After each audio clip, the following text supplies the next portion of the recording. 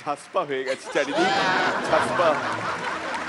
Safe 2 বছর আগে থেকে আমাদের মধ্যে একটা ভাই বোনের সম্পর্ক। জনপ্রিয় টিভি শো মিরাক্কেল উপস্থাপক মীর আফসার আলী ৮৭টি ঘুমের ওষুধ খেয়েছেন এক রাতেই। নিজেই পৃথিবীর আলো ছেড়ে হারিয়ে যাওয়ার জন্য তারই আত্মহত্যার চেষ্টা। মীর নিজেই এক সাক্ষাৎকারে জানিয়েছেন, গত 2 বছরে 4 বার আত্মহত্যার চেষ্টা করেছেন তিনি। বারবারই মৃত্যুর কাছ থেকে ফিরে এসেছেন।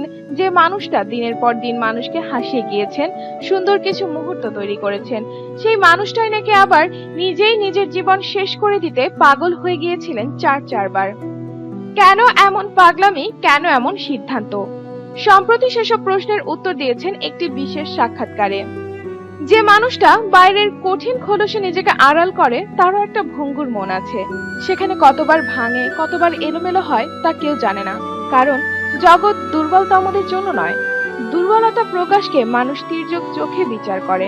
যতই একজন আরেকজনকে বোঝার ভান করুক, একটা পর্দা আসলে কোথাও না কোথাও থেকেই যায়। কথার শেষেও থাকে কিছু কথা, কিছু ব্যথা, কিছু আঘাত, কিছু দীর্ঘশ্বাস। মানুষের একান্তই নিজস্ব। তাকে বোঝার যেমন কেউ নেই, বোঝানোর উপায়ও খুব কম। মিরাক্কেল মীর আফসার আলী 2017 সাল থেকে এই 2019-এর সেপ্টেম্বর সময়টার মধ্যে মীর আফসার আলী 4 বার আত্মহত্যার চেষ্টা করেছেন। গত 2 বছরে 4 বার আত্মহত্যা করার চেষ্টা করেও বারবার মৃত্যুর কাছ থেকে ফিরে এসেছেন বলে এক সাক্ষাৎকারে জানালেন তিনি। বাইরে থেকে যতটা বর্ণিল দেখায়, ভেতরে আসলে ততটা বর্ণিল হয় না মানুষের জীবন। কম বেশি অপূর্ণতাই থাকে। সে অপূর্ণতা থেকে তৈরি হওয়া হতাশাও থাকে। হয়তো এই হতাশা আর কোনো না পাওয়ার কষ্টের কারণেই নিজেকে শেষ করে দেওয়ার পথে গিয়েছিলেন মীর। মীর বলেন, গত 2 বছরে আমি 4 বার সুইসাইড অ্যাটেম্প্ট করেছি। যে রাতে ৮৭টি ঘুমের ওষুধ খেয়েছিলেন, সেবারও ফিরে এসেছেন। সেই ফিরে আসার অভিজ্ঞতা বর্ণনা করে মীর বলেন, বাসে যখন জানতে পারলো আমার এই অবস্থা, আমাকে হসপিটালে নিয়ে যাওয়া হয়।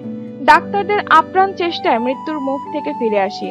সেইবার আমার মনে হয়েছিল আমি বোধহয় আর ফিরবো না।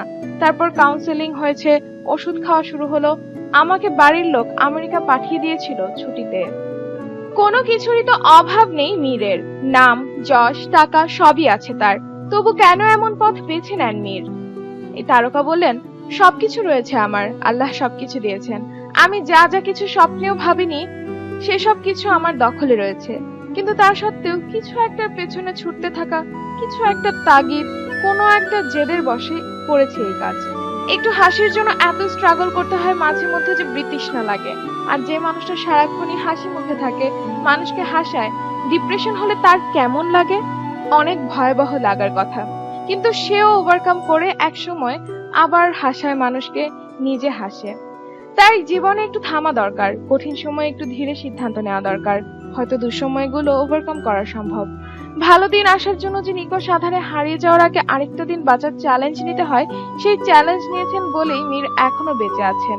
না হলে হয়তোবা 4 বার বেঁচে গিয়েও মরে যাবার কথা। প্রিয় ভিউয়ার্স, বড্ড হাসি খুশির জীবনেও কখনো যে হতাশা ভেতরটাকে গ্রাস করে নিজেকে শেষ করে দিতে পায়, পাগল প্রায় হয়ে যায়, এমনটা কি কখনো আপনার সাথেও ঘটেছে? ঘটে থাকলে কমেন্ট করে জানিয়ে দিন তার অভিজ্ঞতা। সেই সাথে জানিয়ে দিন মীরের এই খবরটি আপনাকে কতটা অবাক করেছে।